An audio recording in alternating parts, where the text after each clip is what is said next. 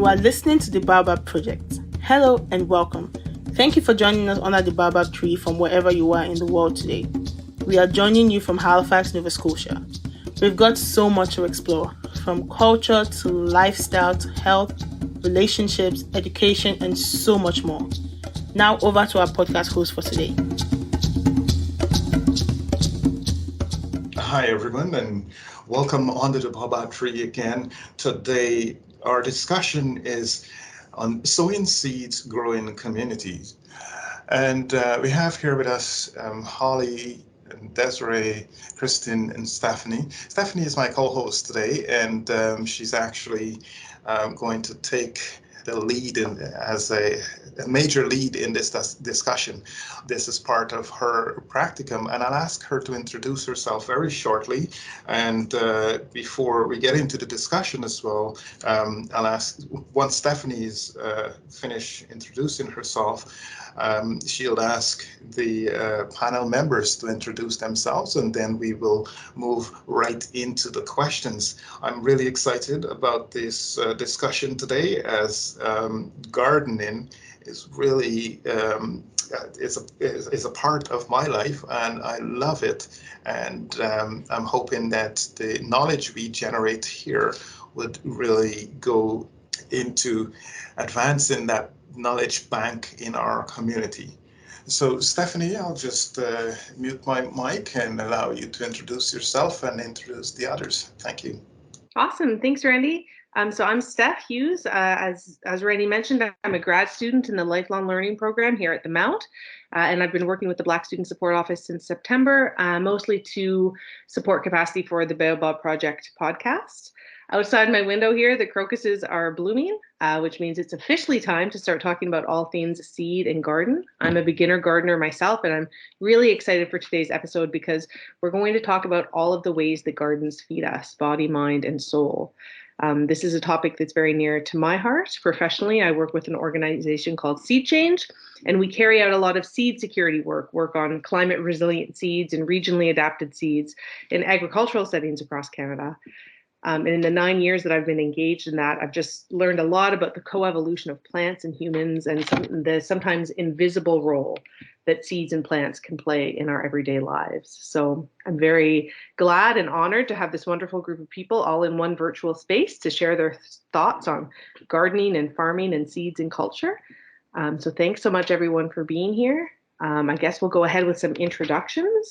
I would love it if, Holly, you could start us off, and then we'll go to Kristen and Desiree. Thank you so very much for having me be part of your podcast. My name is Holly Adams, and I am currently a student through Dalhousie University, and I am enrolled in the Bridge into Agriculture program. And a little bit of a background is I have been involved in gardening on my own property for the last 3 years, however, have about 7 years experience. Hi, everyone. Really excited to be here. My name is Kristen Hudson, and I'm a passionate gardener and a horticulturist by trade. So I'm equally interested in both ornamental and edible landscapes and how designed plant communities can enhance our local ecology, biodiversity, and the human experience as well. So I feel really lucky to have worked on a number of projects ranging from designer, planner, and educator. And a little bit about my current role as horticulture coordinator for the Bridge into Agriculture program. It's a program hosted by the Extended Learning Department at Dalhousie Faculty of Agriculture. And it is designed to help bridge the gap between African Nova Scotian communities and agriculture. So the 22-week online course is it's a partnership between a few groups. So we have the African Nova Scotian Affairs, the Nova Scotia Federation of Agriculture, the Nova Scotia Department of Agriculture, and again, Dalhousie University. So Holly is one of our students here today, and Learners will receive materials, seeds, and transplants to design and steward a backyard vegetable garden. So we're in week 4 of the course. It's our first time offering the course, and I'm just really excited to see how everything goes. We've been covering topics like soil health, garden prep, and maintenance, and coming up the next few months, we'll even be exploring job opportunities and agricultural careers across Nova Scotia with farm tours. So stay tuned. And thanks so much. That's a little bit about me and my projects as of late. Hi, everyone. I'm Desiree Jans. I have 2 main endeavors, I guess, related to growing food. I'm a part-time academic at Dalhousie University, where I teach organic agriculture and agroecology. And in fact, right now I'm co-teaching a course on agroecology to students at our partner university in Fujian province in China. So that's been a really great experience for me. I'm also the project manager with the Atlantic Canadian Organic Regional Network, better and more easily known as ACORN. So ACORN's goal is to support the growth of the organic community in Atlantic Canada by building a strong network of all of those people who are interested in food production, be it at the farm scale or backyard gardeners. We offer opportunities for really anyone interested in learning about organic and ecological food production. So we've just had our annual conference. We offer webinars, and hopefully this year again, we're going to be doing some in-person field days as well. On our website, we also maintain a directory of certified organic producers in Atlantic Canada so that folks can search for locally grown food. And we're also partners with the About a Family initiative on Canadian seed security. So on the ACORN website, you can also search for Atlantic grown seed. On a more personal level, I tend to garden, which I've been doing for as long as I can remember. And I'm also part of a local CSA, community supported agriculture. Awesome. Wow. Thank you guys so much for being here again and for sharing a little bit about your interest in the topic and some of the expertise that you bring. I just had a follow-up question for you, Holly. You mentioned that you've been gardening on your own land for 3 years, but 7 years total. Can you tell us a little bit about where you gardened before you started cultivating on your own lot? Yeah, sure. Thank you so much for that question. So I was part of a local church in the Preston Township area, and I was one of the head youth leaders that helped to organize a missions trip to New York City. And within the heart of New York City, we attended various days at different locations doing missions work. And for 2 days, I was actually stationed at a local community garden where a lady had started with her own seeds, and the government there had gifted this corner lot in a lower income neighborhood. And because of sustainability and lack of finances and fresh produce, she was able to start with a small garden, and then it extended to the whole entire corner unit, or corner lot, sorry. And yeah, so we went on this missions trip. We helped weed the garden, prune. Within this garden space, there was also a stage where local performers could host events.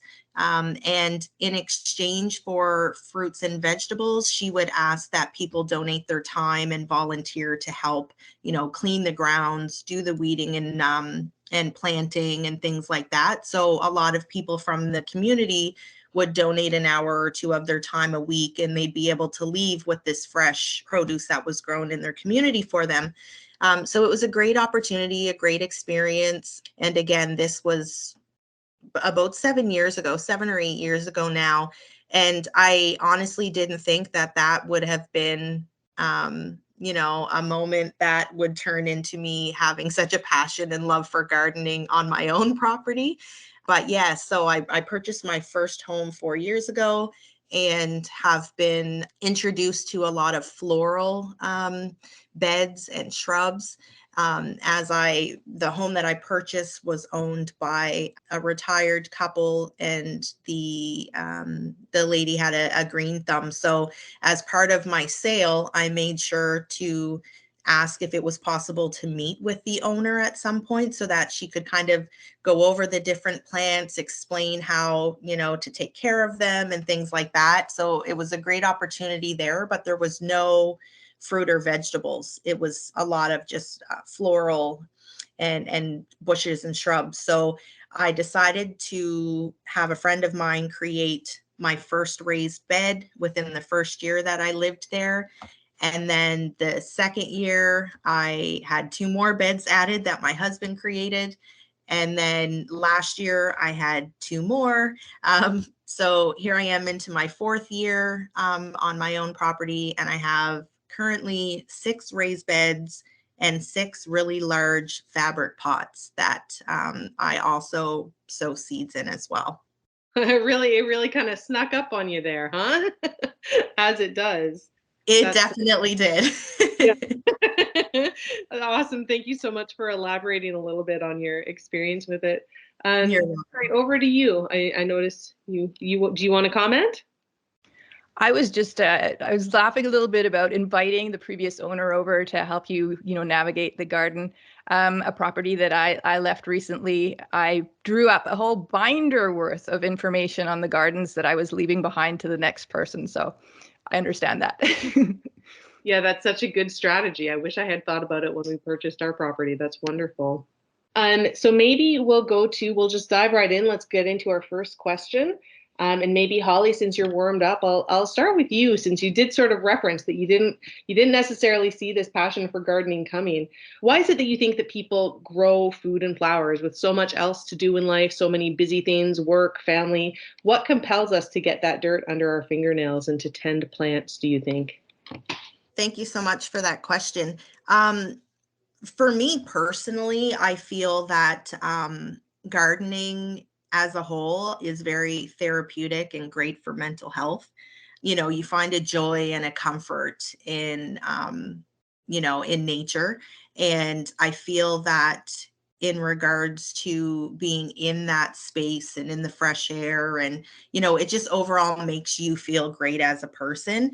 But also, sustainability and knowing what is in the products that you're growing, if it's in regards to edibles, and the cost of food and living right now, and the quality of produce that is in the stores when you can find them is very poor. So those were, some of the main aspects that compelled me to start gardening. And as well, I have 3 young children under the age of 5. So I really wanted them to be part of the gardening process, helping mommy, turn the soil or put the seeds in the holes, and, so that they can see that process and learn about agriculture, and, feel that sense of pride when they can see, their sunflower growing or their lettuce growing, and then incorporating it into our meals in the home. And, just that sense of, mommy, I grew this with you. There's just such a pride and a joy in that. And it's a cool way to get children interested in vegetables, to be honest. So that's what, compelled me to start gardening. Wonderful. Thank you. Kristen, let's go over to you. Same question. Yeah, I think to echo some of Holly's really great points, for me, growing food can be seen definitely as a revolutionary act. So it provides us with a sense of control in how we feed our bodies and our families, our communities, and even the very ecosystem that sustains us all. So I think it's critical in a time when the future can feel unstable. And I think this is a driver for why so many people took up gardening during the pandemic. It goes much deeper than just the fact that we were suddenly forced to spend more time at home. So, and then looking for me personally, I also find comfort in connecting to the cyclical patterns of nature. In the garden, we can bear witness to life and death, loss and rebirth, and weaving these metaphors into our own daily life can be a form of religion for some, and including myself. Yes, yeah, indeed. Thank you. Yeah, the pandemic gardening has really hit a certain stride and has introduced a whole new generation of people to the sort of, in a nod to the victory gardens, in wartime. So that's a an unforeseen effect of the pandemic. Desiree, over to you. You sort of represent a network, and you're a gardener yourself. What drives you to get into the garden? Well, I really like Kristen's comment there on growing food as a revolutionary act. And well, food is such a basic necessity, right? And I do find myself questioning a lot of things, a lot of the systems that our society has embraced. And so supporting an honest food production system has become a real priority for me. And I think that's why I'm so interested in supporting organic production in particular. And by honest food, I mean like food that has nothing to hide. Its production didn't damage the environment. It supports the health of people, the soil, the plants, the animals. And it supports a fairness by the way of, respect for our shared world. So, yeah, as I said, that's why I'm such a supporter of organic, because these are the basic principles of organic: ecology, health, fairness, and care. And every time that I vote with my consumer dollars when I'm purchasing food at my CSA, for example, I want to vote for this type of food production. And if I'm not buying it, then I want to be able to control how I'm growing my own food in my own garden. Well said. Thank you. Randy, you're a passionate gardener in your own right. I'm wondering if you want to weigh in on this question.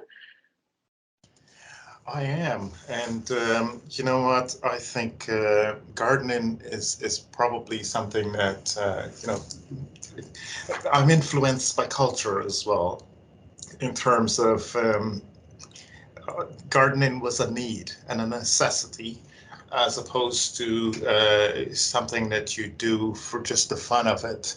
In many parts of where I'm from, in South America, and I just remember as a young boy, and my mom grew a lot of flowers, and I often ask, why are you growing these things? We can't eat them. And this is what she liked, and so I decided that I'm going to have my own garden. Actually, I did agricultural science as my major in high school, and I had this beautiful garden, a corner garden at the edge of my house, and everyone will walk by and see the beautiful blooms and so on.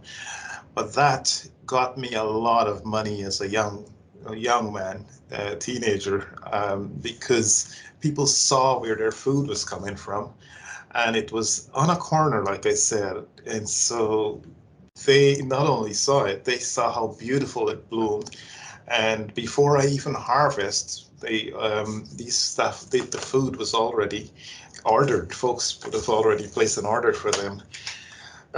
So for me, the gardening was more so influenced from an academic perspective, from a financial perspective as a young teenager looking for some way of earning my own money.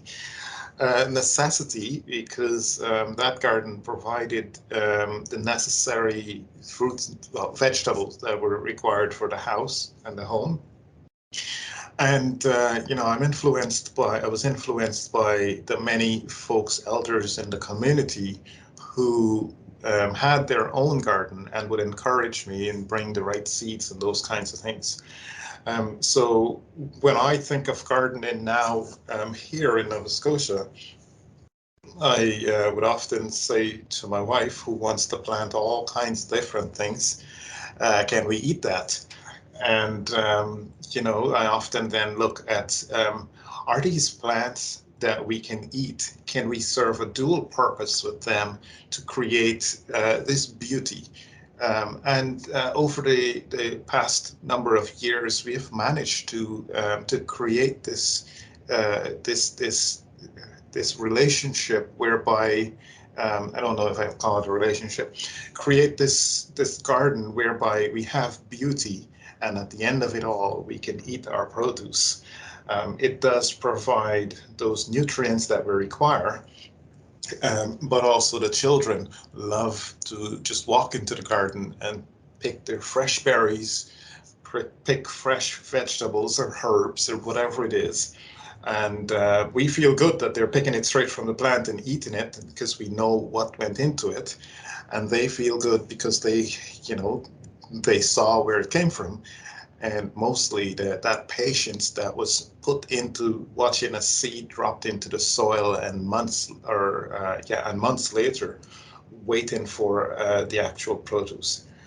That's a great story, Randy, about how you got into gardening.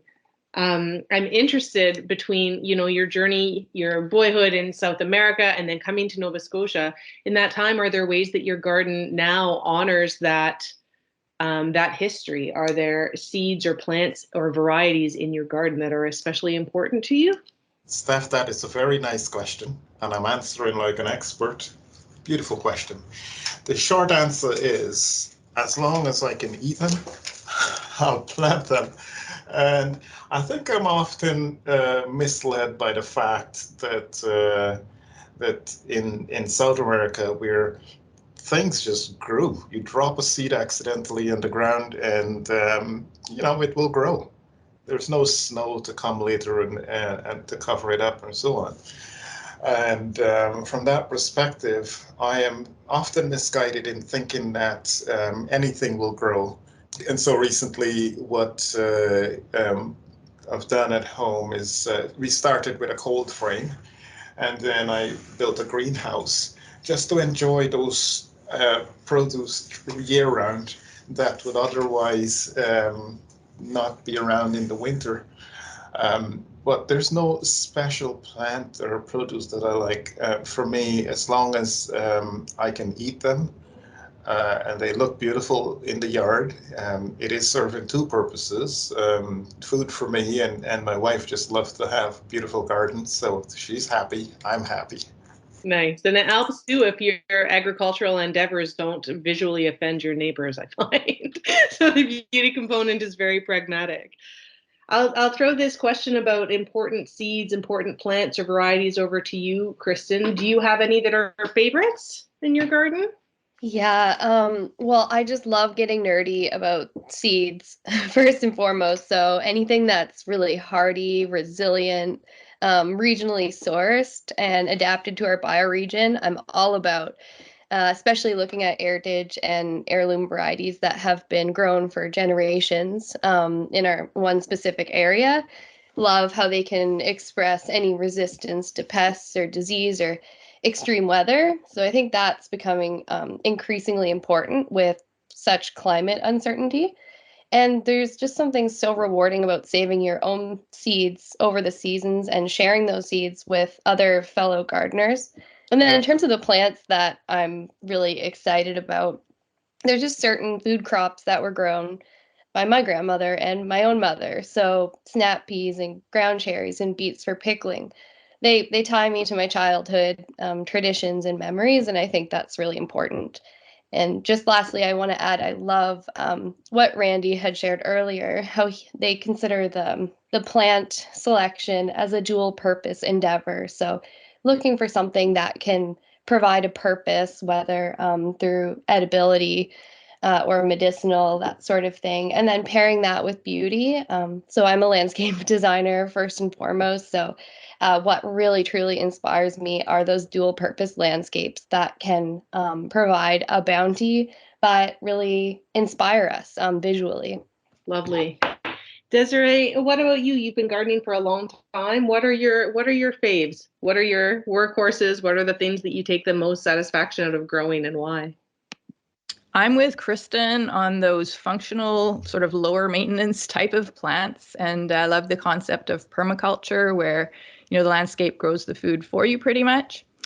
But in terms of sort of the beauty and nutrition, I love chard. I have a whole photo series that I took a couple of summers ago. The sun was shining through those chard leaves in just the right way, and they were gorgeous, gorgeous. A new type of chard that I've tried recently is called perpetual spinach, which is a bit of a misnomer because it is a chard. I got it from a local seed supplier, and it tastes quite a lot like spinach, but doesn't bolt, lasts the whole summer long. It's a great one for me. I've heard about perpetual spinach. Yeah, that's great. I didn't know it was actually a chard. And is it perennial? Will it pop back up on its own, or is it an annual? It's an annual. Okay, very well, cool. A biennial, but yeah, grows annually. Yeah. Awesome. Thank you guys so much. Oh, and Holly, yes, of course. Same question to you. You've been to New York, you've been gardening in Nova Scotia. What are your favorite plants and seeds? Thank you so much. So for me, I tend to always have a variety of herbs and vegetables, normally with at least 20 different varieties in any season. But I would say for me, the most important are things that I know my whole family, I'm a household of 6. So that everybody will enjoy, or things that we use on a regular, so things like lettuce or mixed greens, green onion, in which I grow all year round, tomatoes, for things such as sauces, chili, canned salsa, things like that, and pretty much any of the hearty vegetables, that can be canned. So beets, beans, rhubarb, anything that can be canned. I'm really, really focusing a lot on that this year, and had started a little bit last year. So those would probably be my top picks. Thank you. Awesome. Thanks so much, Holly. Desiree, over to you. I'm hearing that you have, or a lot of you have, generations of farmers behind you. I came from the city. I was a city girl. And I remember it was my last year of high school. I spent some time in that summer at a friend's ranch, and her parents had a huge garden. And that's when I really turned to get this passion for gardening. So even if you don't have generations of gardening behind you, it's never too late to start that passion. Awesome. Yeah. Thank you so much. Randy, over to you. Why don't you take the next couple of questions for us? Thanks so much, Stephanie. And I see Holly and Desiree's hands are raised. I'm just wondering if it's old hands or new ones. You're on the Baobab Tree, and this podcast is Sowing Seeds, Growing Communities. And we have with us here Kristen, Holly, Desiree, and we are having a beautiful conversation about farming, gardening. And I'm thinking that, as we move forward to this next portion here, these next questions, I just want to pick up from Desiree's last answer, because it fits so nicely with what I'm going to ask next about barriers to entry. There are some obvious ones. The weather, there is finance, but what I'd like you to reflect on, not only your barriers to entry, just talk about those barriers to entries that others might face, given your expertise in this area of gardening, farming, or in academics as well. So can I ask you, Desiree, you just started sharing about your own barriers to entry. Can you expand a little further, and then I'll ask Holly to jump in. Thank you. Sure, thank you. Well, I'll think about it here in terms of farmers. And I know that a huge barrier is access to land, for new farmers, and especially for young farmers with little capital. So just being able to get on the land to start working it and growing food is a barrier itself. And I also think that we're losing wisdom as a lot of the older generation of farmers are retiring. So we used to have the traditional family farm where it's passed down to the children. It's really not the norm anymore. So there's that disconnect there, both in the resources, the passing on of the land and the machinery and et cetera, and also the disconnect of the practical knowledge being passed down. So I think that's a real barrier on the farm scale. Go ahead, Holly. Thank you so much. This is a great question, and really resonates with me, because my main one was lack of knowledge. Desiree had mentioned as well. So although I am from the Preston Township area, I am biracial and grew up with my mom's side of the family in the city. And it wasn't until I was a little older that I was connected with my African Nova Scotian roots. Although I knew of them, I didn't really have a connection. So there was a lot of history loss. I know, my grandfather was one of the, well-known famous local farmers here in East Preston, where I'm working out of today. But I didn't get to meet him. I didn't get to hear his stories or his tips about farming. And he had both livestock and garden.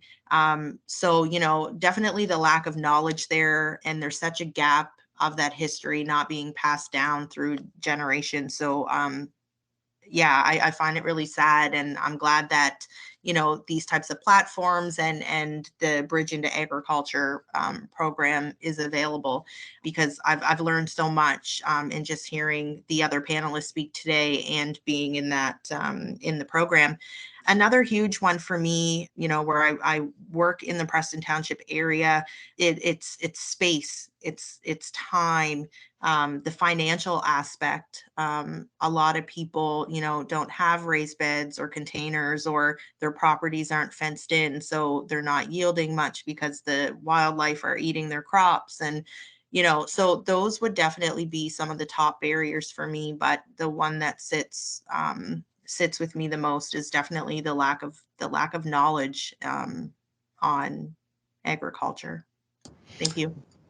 Beautiful. I really enjoy that. And Holly, I think my next question, I will come back to you first. So keep your answer in mind. And after the other panel members have answered this question, I will ask you again, because this will lead really well into my next one. So Kristen, I'll ask you to jump in and just talk about the barriers to entry from your perspective. Yeah, I think to echo some of the other panelists, the first thing that really comes to mind for me is this the access to land or access to initial capital to either farm or small scale garden. And I think this is especially important as our younger generations are certainly being raised in an increasingly urbanized environment. So, one way to mitigate this that I'm just so really interested in learning more about is just the various field guides and resources available out there for encouraging individuals to find growing space in really unique and collaborative ways. So, looking at community gardening plots, leased vacant land sites, or even agreements between landowner and gardener, I think those are venues that are absolutely worth exploring in regards to that capital and the access to land. Another thing to note too is we're learning new ways to maximize space and plant really intensively with opportunities through raised beds, containers, rooftop gardens, and greenhouses. So these techniques can mesh really well in with our cities and allow us to grow and harvest right where it's needed the most. So I'm really keen to see how that will expand and grow in the coming years. Thank you so much, Kristen. So jumping right back to Holly now, you've after talking about the barriers to entry, you've raised some very important points that focused on the racialized communities. What are some of the challenges that these communities would face securing seeds and space and so on to plant? I know that generally, yes, it's a general thing that there might be barriers to entry, but racialized or marginalized communities usually have some additional issues to face, to deal with. So what are some issues that they face in securing seeds or space to plant? Thank you so much for bringing this question back to me. So, after reviewing the question previously, a lot of it is the same as the barriers, to be honest with you. The only one I would add is transportation, sometimes is a huge issue. The bus routes here are, you know, sometimes only at rush hour, or, a lot of the elders in the community don't drive, or, so transportation and access for sure could be added. But yeah, definitely a lot of the same, financial access to space and knowledge. Like people within the communities, they don't even know where to start, or there's not many courses available, that are free to the community. I do know of some, but it's limited spaces. So if they don't hear about it until much later than when it was first announced, then they miss out on that opportunity when really we could be growing even just East Preston back to what it was. Like, we're known in this community for the rich history and heritage of agriculture. And now there's only, a few families within the community that still are farming. So yeah, or even having these families offer, farm tours or some educational programming on site, I think would be amazing. But yeah, I think that would be my answer. I know there was a second part to that question. I don't know if I'm able to touch on that really quickly about how we're doing to combat these things. Yes, absolutely. I was going to ask that in a strategic manner. So what I'll do, I'll pull Kristen in on this one, and then Holly, I'll come back to you on that same question. So Kristen, Sure. you are a bridge into the agriculture program, and so there's obviously one aspect of a solution to combat the issue of where marginalized communities aren't being able to access the resources. Are there anything else out there that you are aware of that you'd like to discuss with us? Yes, absolutely. I think one thing that comes to mind in the past, there has been this lack of celebration or enthusiasm around farming and gardening as a viable career option. So we're seeing a lot more energy and movement towards defying the farmer stereotype, the classic farmer stereotype, with projects popping up where the primary drivers include amplifying diverse perspectives in the field. It's also really important to recognize the various restrictions and zoning bylaws in cities that actually deter urban agriculture. And these restrictions are often linked to historic oppression in marginalized communities. So I'm optimistic that increasing interest in local food and awareness regarding food sovereignty will result in involvement and collaboration at the planning and the city and the policy level to make that shift. Thanks so much. And Holly, you want to add to that?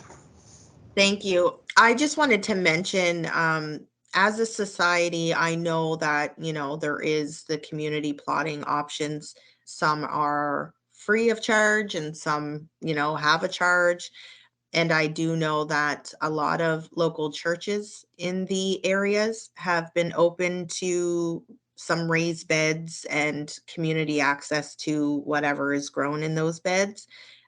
So I do think that that is a way that, some of the African Nova Scotian communities and marginalized communities have been adjusting to allow, everyone equal opportunity to grow their own seeds within, smaller spaces. I also want to mention, some of the local libraries offer, sessions on sprouting or, container gardening, and it's normally only once a year, but, I have heard of these, short sessions being offered as well, or, a gardening 101. So there is a few opportunities out there, but the main ones that definitely stick with me are the community plots and like family resources and churches that are opening up this window for local community members to be part. Thank you. Thanks, Holly. And Desiree, you want to add to that? Sure. I just wanted to say one thing to Holly that came to mind as she was speaking there. I worked at a library for 10 years, and we are always hoping that the community will come to us asking for specific programs. So don't feel shy about approaching your library to say, hey, I'd love to have a program on starting seeds or saving seeds or anything like that. They seem to be very open to it. With all the talk about land access, it reminded me of something that the PEI, Certified Organic Producers Cooperative, is doing. It's a organic land network where they're trying to find farmers farm land and then matching farmers with that land. So if a landowner has some fields that they aren't able to work or are getting to the retirement stage, then it's sort of a matching program between farmers and farmland. And then just to follow up on something Kristen said about farming as a viable occupation, I don't think people understand how skilled one has to be a successful farmer. There's so many aspects to it. There's the science of, learning how about your soil and your crops, and there's the physically demanding labor that's involved. There's some art in organizing your rotations. There's accounting. There's PR. It's a really difficult job, and I think it's a noble calling, actually. Thanks so much, Desiree. And I think you forgot to mention patience. Again, you drop a seed in the ground and you have to wait. I think many a times it's so easy to walk to the local store and pick up the vegetables and fruits and vegetables that you see. Oftentimes, we don't know where those things come from. There's a label on there, but we don't know where exactly it came from in the countries that they were imported from. I'm not pitching buy local here by any stretch of the imagination. I'm just suggesting that, there is still this option for us to utilize the spaces that we have around us to do something great. And in fact, it will, in the long run, it will be a good payout in the long run. We'll get food. I'll pass this over now to Stephanie to ask the next question. Thank you so much. So we've started to touch on this a little bit already, as it's hard to think about problems without wanting to offer solutions. So let's get into it a little bit. I imagine when this episode is posted, we'll attract lots of listeners who are interested in gardening, homesteading, doing something to advance their farm dreams. And I'd like to share some wisdom with those listeners about how to get started and some of the resources in the community that might help. So we've talked a little bit about the church's role. We've talked a little bit about library workshops. We've talked about community gardens as a great starting place.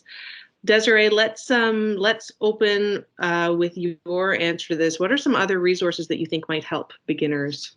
Well, as a soil scientist, I guess, would I be biased in saying that probably the most important step is getting to know your soil and then taking good care of it? So I'm really big on learning about your soil.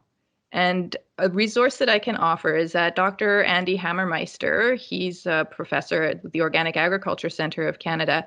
He did a presentation on getting to know your soil at the Acorn Conference a few weeks ago.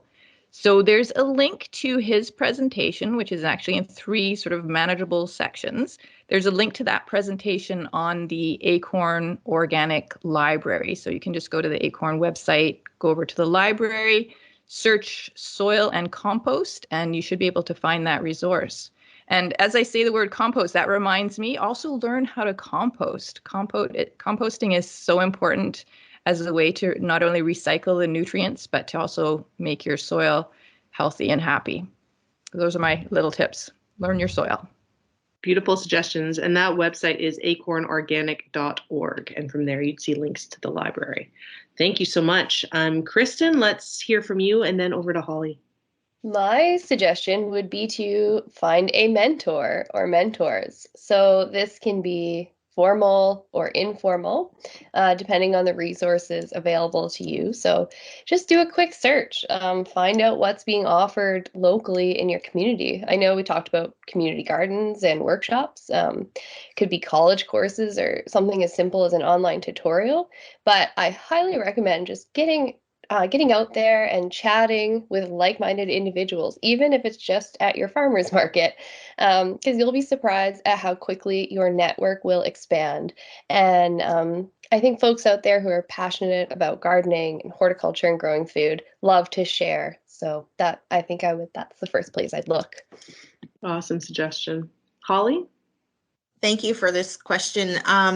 So top of my list was research. Like the others said, it's very important to know about your soil, companionships, proper spacing, all of those things. Some people who start will just put the seeds in the ground and hope for the best. But if you do your research, your yield will be that much more. So definitely there, I would encourage for first time gardeners to start small. Don't overwhelm yourself with too many different plants or seeds. Start small and then grow as each year or each season may come. Also, it's very important to choose your style of farming that best suits you and the space that you have available. So that is very important. And to reach out to other friends or family or fellow farmers that may be able to give some helpful tips or advice. So just like Kristen said, a mentor, or, following someone on, a social media platform who may be very knowledgeable in urban gardening. Thank you. Fantastic wisdom to share. I'm going to add to that from my experience in the world of regionally adapted seeds that seed libraries are now springing up all over the province, all over the region, and they are a wonderful place to source free seeds if you're just getting started in a garden. And if you can tolerate the occasional off type, the occasional seed that maybe isn't what it's supposed to be, because lots of people contribute seed to seed libraries. But a really fantastic seed library is Seeding Ideas. They've really got their seed quality control down. And it's also really wonderful if you're not interested in saving those seeds to connect with gardeners who know a lot about plants and garden cultivation. So the people that I've met through seed libraries are some of the most knowledgeable gardeners I've ever come across, and who love, as you guys have mentioned, love sharing their knowledge for free and kind of geeking out with other gardeners. So seed libraries are maybe another tool in the toolbox. Randy, did you want to weigh in on this one before we move on? Well, I think I've heard it. What I want to say is a farming community or a gardening community, as much as possible. Gardening, like I said, is a boring job. You have to be patient. You will sit there in the sun pulling little weeds that sprout up around your beautiful seeds and plants that you put down. And it's nice to have a friend or someone to talk to about the issues that you see or face with your plants or in your garden. It might be something that they are familiar with, and as such, having being able to communicate what you see in your garden to them will not only help them, but it also may also provide answers for you later on, in terms of if you come to them next year with the same thing, they'll say, hey, last year you had that problem, what did you do to fix it? So having that community around you is key. There's also seed exchange that are happening online. I see there's lots of Facebook sites where folks are doing exchanges and shipping across the globe. Yeah, I'm not a proponent for this or opponent in any case. So if this works for you, and you're able to learn from those far and wide, then that shares similar cultures, similar temperature or climate, then I think go for it. But moreover, having the support of those around you. So I just want to, as I think of of farming and gardening, I want to know, what would you most like to harvest from your garden and at the end of this season? And Holly, why don't I start with you? Thank you so much. I was very excited about this question. So this season, I am growing a few items that I haven't tried before. A few of them are herbs, so I'm excited to see how they will turn out. And one is garlic. I'm hoping to try garlic for the first time, and sunflowers. In saying that, I'm also excited for some vegetables that I have been growing for the last few years, which would be beets, tomatoes, and beans. As this year, one of my main goals is to learn more about canning and preserves and how I can sustain through the winter months. Thank you.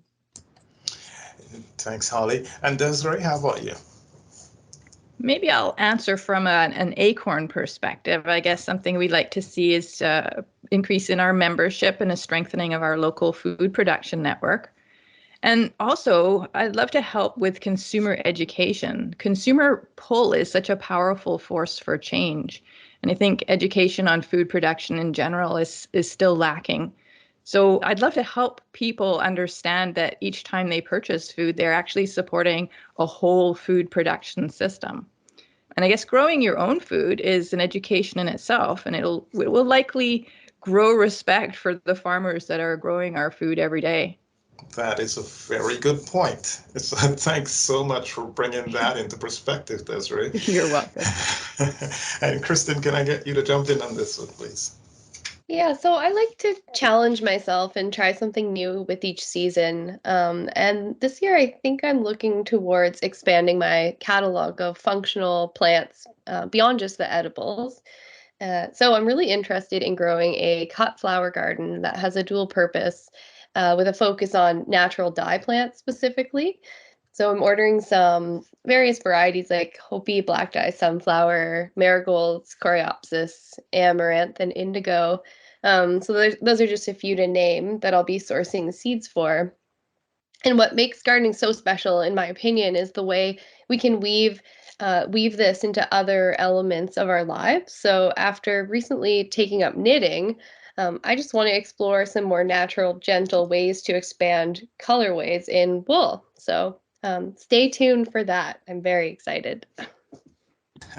Thanks so much, Kristen. And Stephanie, I don't know how you will do this after hearing all of those produce that Kristen is expecting to harvest. What are you expecting to harvest? Yeah, indeed. That's a tough act to follow. What a fantastic project. And I love hearing what everybody is looking forward to. I'm sort of I'm trying my hand at a bit of beautiful edible landscaping here in my own suburban lot as well. And one of the things I'm most excited to plant this year is asparagus, which has a long lifespan once it gets its start. But you can't harvest it for a couple of seasons. So I'm casting my mind ahead 2 or 3 autumns to get to that beautiful asparagus harvest, which is one of my favorites.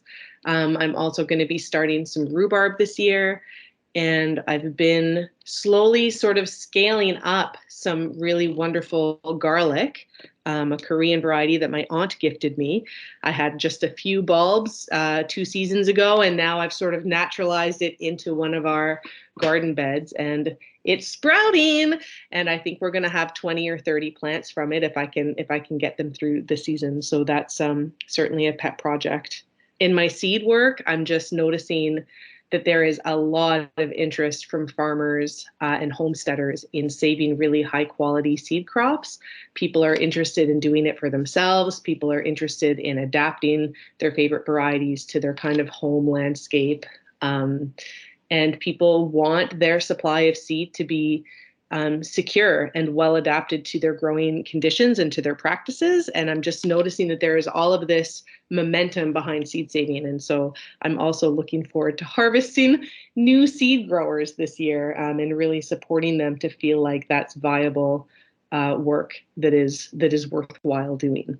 So that's sort of where my head and heart are for this growing season.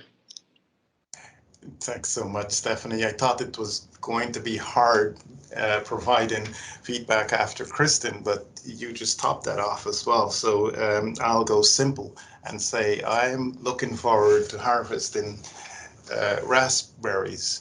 This makes my daughter feels happy, whereby she can come home from school, walk to the garden, pick a piece of chive or green onion. She picks the nasturtium flower and she sticks the raspberry in the nasturtium flower with the green onion and she puts it in her mouth, and that makes her happy every day. So that's what I'm looking forward to this year. Although my wife does most of the farming and gardening, I do much of the harvesting and building and sourcing and those kinds of things. But I think, overall, just working together as a family and seeing the entire family benefit from our harvest is what makes me happy. You have been a beautiful panel, and my trusty co-host, Stephanie. Our panel today is Kristen Hudson from Bridge into Garden to Agriculture program, and Holly Adams, who is a student in the Bridge into Gardening program, and we have Desiree Jans from Atlantic Canada Organic Regional Network. We are all under the baobab tree, and we were discussing sowing seeds, growing community. What a beautiful discussion. And I'd like to thank you all for your participation today. And I do look forward to hearing more about whether you were able to acquire those fruits of your labor as you begin farming right now. And thank you again for participating, and have a wonderful day. Thank you, Randy. Thank you, everyone. Thank you, everyone.